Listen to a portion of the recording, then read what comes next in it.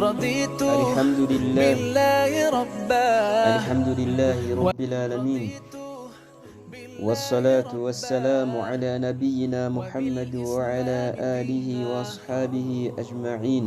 وبمحمد ishimwe ikuzo ni ibya Allah subhanahu wa ta'ala, amahoro n'imigisha bisakare ku ntumwa yayo ari we Muhammad sallallahu alayhi wa sallam, we n'abiwe n'abamukurikiye n'abazakomeza kumukurikira kuzageza ku munsi w'imperuka. Bavandimwe, turongeye turagarutse muri za nyigisho zacu zo gusobanukirwa idini y'Ubuyisilamu. Twamaze gusobanura uko umuntu aba umuyisilamu, hanyuma turangije dusobanura igikorwa nyamukuru gikurikiraho nyuma y'uko umuntu abaye umuyisilamu. Ni ngombwa yuko rero iyo umuntu abaye umuyisilamu, twavuze yuko agomba kwiga agashyiraho umuhate, akamenya Imana ye, akamenya uburyo azajya yigaragiramo atayibangikanyije n'icyo ari cyo cyose, atayibangikanyije n'uwo ari we wese, yaba mu bamarayika, yaba mu ntumwa, yaba mu bahanuzi ndetse n'abari hasi y'abo ngabo. Ntabwo umuntu yemerewe kuba yabangikanya Imana n'icyo ari cyo cyose. Ibyo byose rero uzabikura mu bumenyi. Bwa bumenyi rero ni ngombwa ko ubwigira ku bamenyi, ukabwigira ku basobanukiwe idini, ukaba ariho ubwigira. Ntumve yuko uzabwigira mu bitabo, kubera yuko idini ni ukuryiga urikuye ku barisobanukiwe, ntabwo ari ukwisomesha ibitabo. Ahubwo bisaba ngo wicare wumvirize, wumve icyo abamenyi bavuga, wumve icyo abasobanukiwe idini kukurusha bavuga, hanyuma usobanukirwe rya dini ry'Ubuyisilamu. Rero Imana yaraturemye, imaze kuturema idushyira hano kuri ino si, idutegeka kuyigaragira. Ariko kandi nanone ntabwo yigeze idutererana, hamwe n'ubwo yaturemye ikaduha n'amafunguro yemwe, ntabwo yigeze idutererana ngo ibe yaturekera iyo ngiyo, ahubwo yatwoherereje intumwa n'abahanuzi. Izo ntumwa n'abahanuzi rero kuzitwoherereza ntabwo ari ukugira ngo tuzisuzugure, ntabwo ari ukugira ngo twumve ibyo zivuga hanyuma niturangiza twikorere ibyo twishakiye, ahubwo ni ukugira ngo nituzumva twumve umurongo nyawo, twumve ibyo dukwiye gukora, hanyuma dusubire kwa Nyagasani wacu atwishimiye. Niyo mpamvu rero Allah subhanahu wa ta'ala khalaqana wa razaqana wa lam yatrukuna hamalan. Allah subhanahu wa ta'ala yaraturemye, aduha amafunguro, ntabwo yigeze adutererana, ntabwo yigeze adutererana, ahubwo yaraturemye nk'uko tutari turiho na mbere, kubera yuko Nyagasani yaremye umuntu atarigeze abaho mbere, amurema amukuye mu busa, amurema amukuye mu cyondo, mu itaka, nta kindi yari cyo uretse ko atarahari. Nanone Nyagasani aratubwira ati hal ata ala al-insani hinu min ad-dahri lam yakun shay'an madhkura. Aravuga ati habayeho igihe kirekire ubwo ikiremwa muntu kitari kizwi, ubwo ikiremwa muntu kitavugwaga. Ibyo ni ibigaragaza rero ko ikiremwa muntu Nyagasani yakiremye kitari cyarabayeho, kitari kiriho, ahubwo Nyagasani yarakiremye kugira ngo kibe umugaragu mu bagaragu ba Nyagasani bazajya bamugaragira. Nanone Nyagasani aratubwira muri suratu Maryam aya 9 akavuga ati qala kadhalika qala rabbuka huwa alayya hayyin wa qad khalaqtuka min qablu wa lam taku shay'a. Nyagasani aragaragaza yuko yaremye umuntu mbere nta kintu yari ari cyo, mbere nta kintu yari cyo, ntabwo yavugwaga, ntiyarahari. Ariko Nyagasani yaramuremye amushyira ku isi, ariko uzasanga abantu bigize bariremereje, nyamara mbere nta kintu bari cyo. Rero Nyagasani yaraturemye nk'uko nanone abigaragaza muri suratu Tur, aya 35 ubwo atubwira ati am khuliqu min ghayri shay'in am humul khaliqun. Nyagasani aragaragaza ubuhambare bwe yuko abaza abantu ati se baba bararemwe nta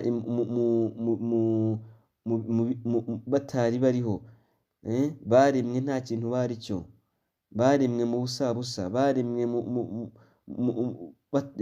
bashyirwaho batari bariho. Arababaza rero ati se icyo kintu ntabwo ari igitangaza? Amuhumuri khaliqun, cyangwa nibo baremye abo ngabo bigize akarakajya, abo ngabo basenga mu cyimbo basenga ibindi mu cyimbo cy'Imana, ese baba ukurema barakubonamo ibitangaza? Ese kuba bararemwe baribonamo igitangaza? Cyangwa bo nibumva yuko aribo biremye cyangwa se aribo baremye ibiremwa Nyagasani yaremye? Ariko igisubizo nuko Nyagasani niwe waremye byose, Nyagasani niwe wabaremye, ahubwo icyo abasaba ni uguca bugufi munsi y'amategeko ye.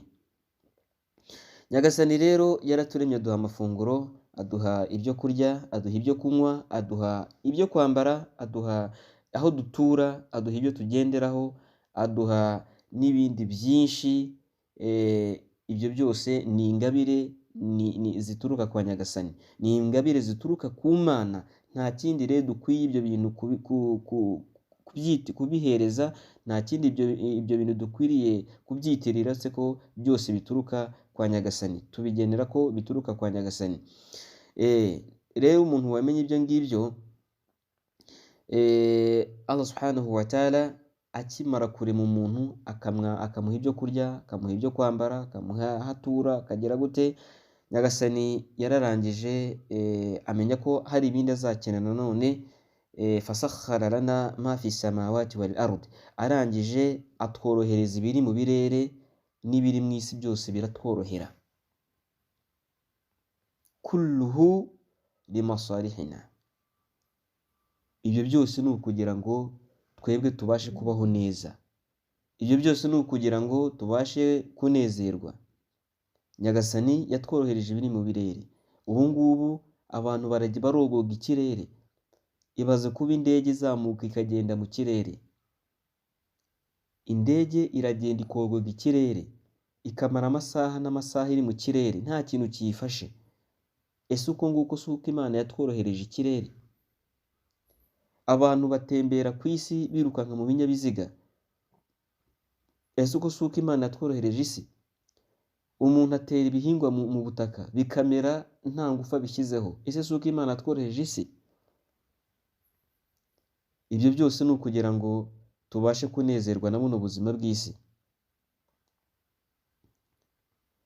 Ariko kandi ntabwo ari ukunezerwa gusa ngo twumve yuko ari aho ngaho bizarangirira, ahubwo anasta'inu bidhalika, ni ukugira ngo ibyo ngibyo tubyifashishe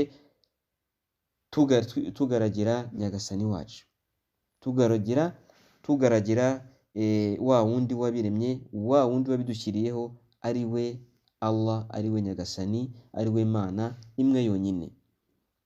Tumugaragira, tumuha icyubahiro akwiye, nta wundi dufatanyije, nta wundi tumwegeranyije nawe, nta wundi dutuye ibyo agombwa ngo tube twabihereza undi. Kuko iyo dufashe amasengesho tukayatura undi, tuba twambuye ukuri Nyagasani. Iyi ikaba rero ari amahugu akomeye cyane, kubera ko turimo turamwambura ukuri kwe tukaguha undi. Ayo ni amahugu akomeye cyane, kandi natwe tuba twihuguje kuko abazabiduhanira ejo ku munsi w'imperuka dusaba Nyagasani ko yaturokora. Nyagasani rero nyuma y'uko aduhaye ya mafunguro, aratubwira ati afahsibitum annama khalaqnakum abatha wa annakum ilayna la turja'un. Ese mukeka yuko twabaremye mu mikino gusa twikinira, nyamara mu by'ukuri ni mwebwe iwacu niho muzagaruka? Nyagasani rero atwibutsa ko kuba yaraturemye ntabwo ari imikino, kuba yaraturemye ntabwo ari imikino bavandimwe, ahubwo nuko tuzasubira kwa Nyagasani tukajya kubazwa ibyo twakoze hano kuri ino si, tukajya kubazwa agato na kanini. Twashyizwe hano kuri ino si kugira ngo tugaragire nyagasani. Ntabwo twashyizwe hano kuri ino si kugira ngo turye tumwe gusa birangirire aho ngaho. Abantu barapfa umunsi ku munsi, ziriya ni inyigisho ziba zitugeraho. Tugomba rero gusubiza amaso inyuma tukibuka ko uwaturemye ahari kandi tuzasubirayo akatubaza ibyo twakoraga hano kuri ino si. Nanone nyagasani arakomeza avuga ati wama khalaqna as-samaa wal arda wama baynahuma batila dhalika dhannu alladhina kafaru fawailu lilladhina kafaru minan nar. Suratu Sade aya ya 27. Nyagasani aravuga ati ntabwo twaremye ibirere n'isi ndetse n'ibirimo hagati. Ibirere n'isi n'ibirimo hagati, yaba ibirere ndetse n'isi n'ibirimo hagati yabyo, ntabwo twabiremye gusa ari imikino turimo, ahubwo babandi babahakanyi, babandi batemera, babandi bahakanye Imana, bakeka ko nyagasani yapfuye kurema ibyo ngibyo gusa. Rero Allah avuga ati fawailu lilladhina kafaru minan nar. Ati ibihano rero bikomeye biri kuri abo bahakanyi, ibihano byo mu muriro, ibihano by'umuriro bikomeye biri kuri abo ngabo bakeka gutyo yuko nyagasani yabaremye babeho gusa mu isi ubundi bapfe bagende bite birangira. Abo ngabo rero ibihano bikomeye biri kuri bo. Ahubwo Allahu innama khalaqana wa khalaqa lana hadhihi al-arzaq والإمكانيات لحكمة عظيمة وغاية جليلة. Nyagasani rero yaraturemye, aturemera bino bintu, aturemera no mafunguro, aturemera hano ibi bintu byose tureba kubera ubugenge buhambaye ndetse n'intego ihambaye. Iyo rero iyo ntego ndetse n'ubwo bugenge na'buduhu subhanahu wa ta'ala, nuko tugomba kumusenga wenyine, tukamugaragira wenyine, nta wundi tumubangikanyije nawe, nta wundi tumubangikanyije nawe. Allah subhanahu wa ta'ala yaremye inyamaswa ariko ntiyigeze aziha inshingano zo kuzamugaragira. Ntabwo yigeze aziha inshingano zo ngo azitegeke cyangwa se zibuze ibibi, ahubwo ni twebwe yahisemo ndetse n'ibindi biremwa by'amajini. Niyo yaturemye kugira ngo tumugaragire. Naho Allah subhanahu wa ta'ala tuvuga ati wama khalaqtul jinna wal insa illa liya'budun ma uridu minhum rizqi wama uridu an yut'imun inna Allaha huwa ar-razzaqu dhu quwwatil matin. Suratu Dhariyat aya 56 kugera kuri 58. Allah subhanahu wa ta'ala, Imana iravuga ngo nta kindi naremeye amajini n'abantu uretse kugira ngo bangaragire. Nyagasani yaremye abantu kugira ngo bamugaragire. Nyagasani yaremye amajini kugira ngo agaragire Nyagasani. Abantu bo turabazi, wenda ikibazo cyaza wenda ku majini. Amajini ni ibiremwa nk'uko n'abantu ari ibiremwa, ariko turatandukanye. Mu ndemo zacu turatandukanye. Imana yaremye abantu ibakomoye mu itaka, biturutse kuri Adamu. Allah subhanahu wa ta'ala yaremye Adamu amukomoye mu itaka. Inkomoko yacu rero ni kuri Adamu, kuvuga ngo natwe dukomoka mu itaka.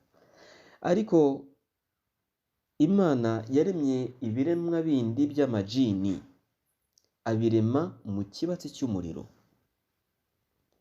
Nyagasani yabiremye mu kibatsi cy'umuriro. Amajini yaremye mu kibatsi cy'umuriro. Niyo mpamvu hariho n'igihe ujya kumva ukumva ngo ahantu hari amajini haba haka umuriro. Ibyo nabyo byagira n'isano n'indemo y'amajini.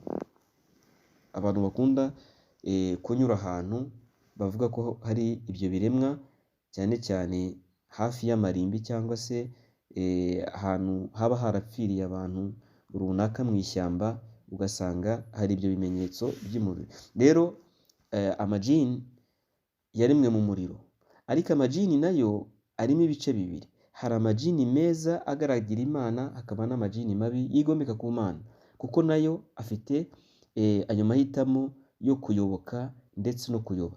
Ariko noneho nayo azabazwa nk'uko abantu bazabazwa ku munsi w'imperuka. Nayo ayakoze neza azabihemberwa, n'ayakoze nabi azabibazwa.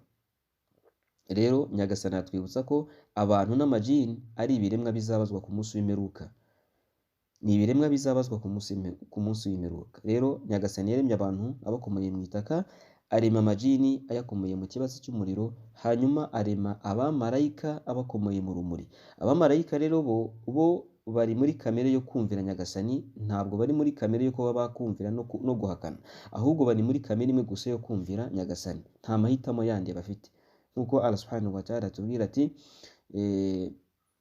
atubwira yuko batajya bigomeka ku itegeko rye. Ntabwo bajya bigomeka ku itegeko rye, ahubwo bumvira Nyagasani ku byo abategetse, ntabwo bajya bigomeka. Nkaho Allah subhanahu wa ta'ala atubwira ati la ya'suna Allah ma amarahum wa yaf'aluna ma yu'marun. Ntabwo bajya bigomeka kuri Nyagasani ibyo abategetse, ahubwo bakora ibyo bategetswe barabikora. Abo rero ni abamarayika. Mu gihe abantu n'amajini bo bafite amahitamo, imma shakira wa imma kafura. Allah subhanahu wa ta'ala dushyiriho inzira ebyiri, uzayoboka Imana izayimuhembera, n'uzayoba Imana izayimuhanira. Nicyo kimwe rero n'amajini. Ntabwo amajini yose ari amashitani, ntabwo ari mabi. Harimo ameza yayobotse ndetse akumvira n'amategeko y'Imana, ariko hari n'ayayobye n'akora ibyaha byinshi bigiye bitandukanye. Allah rero azayaryoza ibyo ngibyo yakoraga hano kuri ino si. Amajini nayo atuye kuri ino si, ariko yo ntabwo tuyareba, ntabwo tubasha kuyareba, ariko yo aratubona. Yo aratubona, ariko twebwe ntabwo tubasha kuyareba. Ibyo rero niko Allah subhanahu wa ta'ala yabishatse, kuba yatubona ariko twebwe ntituyabone. Ni byiza kuri twebwe nk'uko Allah subhanahu wa ta'ala yabishatse, ariko bitavuze ko ashobora kwiyereka umuntu. Ashobora kwiyereka umuntu, ariko nabwo no kumwiyereka biza mu rwego rwo kumutera n'ubwoba. Cyane cyane amajini mabi yiyereka umuntu mu kumutera ubwoba. Ashobora rero kwihinduranya mu biremwa bigiye bitandukanye, cyane cyane imbwa z'umukara, inzoka, n'utundi dusimba tugiye dutandukanye. Ashobora kwigaragaza muri ayo mashusho. Niyo mpamvu uzumva rimwe na rimwe ngo umuntu yishe inzoka ahita apfa, akimara kuyikubita inkoni ahita apfa. Ntabwo iba ari inzoka mu by'ukuri, ahubwo iba ari icyo kiremwa cyihinduye ishusho, cyafashe ishusho y'inzoka. Rero Allah subhanahu wa ta'ala avuga ati wa ma khalaqtul jinna wal insa illa liya'budun. Nta kindi naremeye amajini n'abantu uretse kugira ngo bangaragire. Rero kugaragira Allah subhanahu wa ta'ala ni itegeko kuri twebwe. Tuzazuka thumma nuhasib, hanyuma tubarurirwe wa nujazi bi a'malina, ubundi duhemberwe ibikorwa twakoze. Uwakoze neza azabona ingororano yabyo, n'uwakoze nabi azabona inyishu yabyo. Iyo rero niyo ntego nyamukuru yo kuba Nyagasani khalaqal jinna wal insi, yararemye amajini n'abantu. Rero igihamya kuri ibyo ngibyo ni nyinshi cyane, zigaragaza kwizuka ndetse n'ibihembo n'ibarura n'ibihembo byo ku munsi w'imperuka. Ariko nanone n'ubwenge bwa muntu bwagera kuri icyo kintu, kubera yuko Allah subhanahu wa ta'ala, Imana yaturemye, ituremera ibi bintu, ituremera ibyo dukoresha buri munsi, yaba izuba, yaba imvura, yaba iki. Ibyo byose nuko hari intego, nuko hari icyo Imana idushakaho, niko hari icyo Imana igushakaho, nuko hari icyo Imana inshakaho. Icyo rero nta kindi ni ukuyigaragira,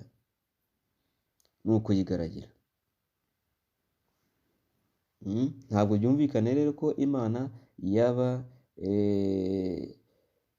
yaraturemye hanyuma ngo iduhereze ibyo byose bitworohereza mu buzima bwacu, hanyuma ngo dupfe twigendere gusa nta gikurikirana ntaki. Ntabwo bishoboka, ntabwo bishoboka. Ibyo byaba ari abatha, byaba ari ibintu by'imikino, kandi Allah subhanahu wa ta'ala arabihakana. Naam, ibyo rero hari abantu babihakana, hari abantu babihakana usanga babayeho ubuzima bwabo banga kumvira Nyagasani, banga kugendera munsi y'amategeko ye, banga kumugaragira, mbega ubona ko bo kuri bo ubuzima bw'isi ari nk'aho ariyo mana yabo. Icyo ashaka ni ukwiberaho ubuzima bw'isi, yazuruma umuntu, yamuhuguza, yakwica umuntu ngo abone amafaranga, yagera gute, icyo ashaka gusa ni ukumva ko yabaho hano ku isi. Nyamara ubuzima bw'isi ntacyo buri cyo uretse igihe cy'akanya gatoya gusa. N'ubundi arahuguza wa muntu, ntibimubuza kubabara. N'ubundi arica wa wundi agira ngo amwambure ibye, nyamara umunezero azawubura. N'ubundi uzasanga abayeho yasamye, ari gushaka hirya no hino, ari kubaza, ari gukubita hepfo na ruguru, ubuzima bwamukambukanye, ubuzima bwamushaririye, ubuzima bwamushaririye. Ibyo rero nta kintu byamugezaho mu by'ukuri. Ababayeho neza kuri ino si ni babandi babayeho bizera mu Mana, bafite ibyiringiro byabo ku Mana, ahubwo bakirinda iby'Imana yababujije, bagakora iby'Imana yabategetse. Naam, abo rero babaho bakora ibyo ngibyo nibo bazagerwaho n'intsinzi ejo ku munsi w'imperuka, n'intsinzi ejo ku munsi w'imperuka, kurusha ba bandi baba babayeho hano kuri ino si ari uguhuguza abantu. Rero Allah subhanahu wa ta'ala arsala ilayna rasula, yatwoherereje intumwa, yatwoherereje intumwa,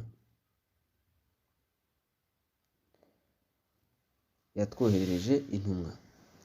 Intumwa rero Nyagasani yohereje ni nyinshi, hari izo twabwiwe, hari n'izo tutabwiwe, kandi intego yazo nyamukuru yari iyo gukura abantu ku kibi zibaganisha ku cyiza. Ni ukubwira abantu ngo basenge Imana, bareke gusenga ibigirwamana. Niyo ntego ya buri ntumwa, yari ukugira ngo basenge Imana, bagaragire Imana mu kuri, bagaragire Imana mu murongo wa nyawo, bareke gusenga ibigirwamana, bave gusenga ryangombe, bareke gusenga Yesu, bareke gusenga Aburahamu, bareke gusenga intumwa iyo ari yo yose, ahubwo bagaragire Imana imwe yonyine, ariyo Mana ya twese, ariyo Mana yaturemye twese, ahubwo tukaba ariyo tugaragira yonyine, tukareka kujya gusenga ibyo bigirwamana. Iyo niyo ntego nyamukuru y'intumwa n'abahanuzi, iyo niyo ntego nyamukuru y'intumwa n'abahanuzi. Rero Allah subhanahu wa ta'ala, Imana yagize kuri wa wundi uzumvira intumwa ye, kazagerwaho n'ibyiza ejo ku munsi w'imperuka, ejo ku munsi w'imperuka. Kubera ko umunsi w'imperuka cyangwa se ejo nyuma ya buno buzima ni ahantu tuzahurira, ntabwo tuzaba tugiye gukora, ahubwo tuzaba tugiye guhembwa.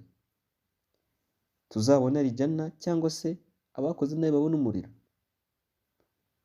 abakoze nabi babona umuriro. Ntabwo rero bikwiye ko umuntu yakumva yuko ubuzima bwe ari ukwipfira gusa bikaba birangiye, nk'uko abahakanyi bavuga ngo waqalu ma hiya illa hayatuna dunya namutu wa nahya wa ma yuhlikuna illa dahar wa ma lahum bidhalika min ilm in hum illa yadhunnun. Allah subhanahu wa ta'ala muri suratul Jathiyah aya 24 aravuga ngo, baravuga bati, abo bahakanyi baravuga bati, abo bantu batemera Imana baravuga ngo nta kindi ubuzima bw'isi buri cyo uretse yuko ari ukubaho no gupfa gusa, kandi ntabwo dupfa uretse ko ari igihe kiba kigeze, nibyo bitwica, twicwa n'igihe, nicyo kiba kigiye, ubusaza buragize, turapfuye nyine, ubwo birarangiye. Nuko babo bakeka. Nyamara Nyagasani avuga ati wama lahum bidhalika min ilm, nta bumenyi ibyo bintu bavuga babifitiye, ahubwo ibifite ukuri nuko nyamuneka tuzazurwa, tuzajya ku Mana tubazwe. Ibyo byose abo bahakanyi bakeka ni ibinyoma, ni ugukekera Imana nabi, ni ugukeka nabi, ni ugukeka nabi.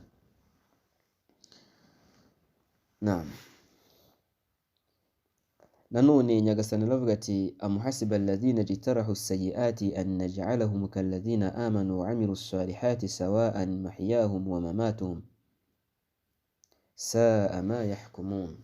Allah subhanahu wa ta'ala, Imana iratubwira muri Qur'an ikavuga ngo ese bariya abantu bijandika mu byaha, bijandika mu byo Nyagasani yababujije, barakeka yuko an naj'alahum, ko twabagira kalladhina amanu, twabagira nk'abemeramana, twabashyira ku rwego rumwe nk'abemeramana, twazabazura kimwe nk'abemeramana bemeye bagakora ibikorwa byiza, tukabashyira ku rwego rumwe ubuzima bwabo bazabamo ndetse n'uburyo bazapfamo.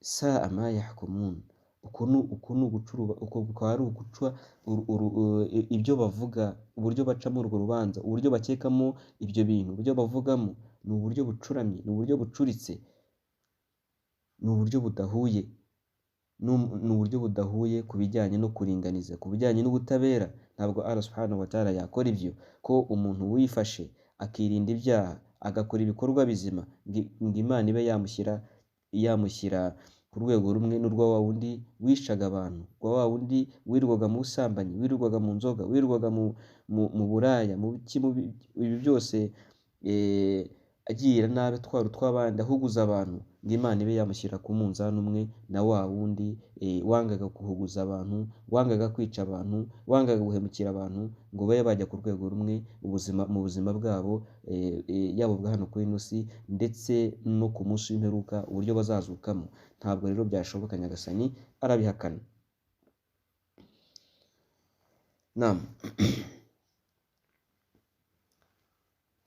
Rero bavandimwe, nimba Allah subhanahu wa ta'ala amaze kutugaragariza yuko uko byagenda kose abemeramana bazagerwaho n'intsinzi ku munsi w'imperuka, hanyuma abahakanyi bazagerwaho n'ibyago ku munsi w'imperuka, tugomba kumenya rero noneho rero uko twagarageramo Nyagasani, uko twamugaragiramo, tugakora ibikorwa bizima, tugakora ibikorwa byiza, tukamenya uburyo tukamugaragira bijyanye nk'uko intumwa y'Imana yabyigishije, tugasara nk'uko intumwa y'Imana yasaraga, kubera yuko kuba Imana yoroheje intumwa n'abahanuzi ni ukugira ngo tuyisenge, tuyigaragire, twirinda ibangikanyamana, ariko kandi nanone tukayigaragira mu nzira ya nyayo, tukayigaragira mu buryo intumwa zatweretse, mu buryo intumwa yatweretse. Niyo mpamvu intumwa y'Imana yabwiye abantu ibaburira kuba bazagenda uko biri nk'uko yaberetse bazajya bagaragiramo Imana. Arababurira abavuga ati man amira amalan laysa alayhi amruna fahuwa raddu, umuntu uzakora igikorwa kitari mu bikorwa intumwa y'Imana yazanye, kitari mu bikorwa byacu, kitari mu bikorwa intumwa y'Imana yatuzaniye, icyo gikorwa kizamugarukira, nta bihembo azakibonera. Rero al ibadatu tawqifiyya, ibada, ukugaragira Imana, turabiterura tukabiterura ku ntumwa y'Imana, tukabishyira natwe tugakora nk'uko bigomba gukorwa, tukabikora nk'uko bigomba gukorwa. Ntabwo tugomba kubikora buhumyi, ntabwo tugomba gukora ibikorwa buhumyi, ahubwo tugomba kubikora ku ntumwa y'Imana nk'uko yari yaduhaye, tukaba ari byo dushyira mu bikorwa. Apana kureba umuntu ngo wumve ko kiriya nacyo cyaba ari cyiza, uba ugomba kumenya ngo kiraturuka he. Ibyo byose rero bituruka mu kwiga, bituruka mu gusobanukirwa rya dini, waricaye hamwe ukiga, ari byo nk'ibi ngibi tuba dukora, ni ukugira ngo abantu basobanukirwe idini yabo, basobanukirwe idini y'Ubuyisilamu ikibasaba. Rero bavandimwe b'Abayisilamu, reka dusoreze aha ngaha. Namwe mutari Abayisilamu, tubahamagarira ko mwazayoboka idini y'Ubuyisilamu. Ni idini ihamagarira abantu kugaragira Imana imwe yonyine, ikabahamagarira gusenga iyo Mana imwe yonyine, ukanemera n'intumwa zayo. Rero ntabwo tubahamagarira gusenga Muhamadi, ahubwo tubahamagarira gusenga Imana yonyine gusa, Imana imwe rukumbi. ntabwo tubahamagarira gusenga Imana hamwe n'intumwa, ahubwo tubahamagarira gusenga Imana imwe. Nicyo rero tubifuriza, ntabwo ari ikibi tubifuriza, turabifuriza ko twese twazaba turi ku munsi w'imperuka twishimye tubyina intsinzi, aho kugira ngo tuzabe turi kumwe n'abantu bari kuvuga ngo iyo mutubwira, iyo tubimenya, nyamara idini y'Ubuyisilamu ndetse n'abavuga kuri iryo dini barabagezeho ntimubumve. Turakomeza rero gusaba Nyagasani ko yatuyobora akatuyobora imitima yacu, akatwongerera ubumenyi, akaduhozaho ntituzatane, kuzageza igihe azadukuriramo roho zacu. Subhanaka Allahumma rabbana wa bihamdika ashhadu an la ilaha illa anta wa nastaghfiruka wa natubu ilaik. Mwari kumwe n'umuvandimwe wanyu Rugema Saidi. Assalamu alaikum wa rahmatullahi wa barakatuh. رضيت بالله ربا وبالإسلام دينا وبمحمد صلى الله عليه وسلم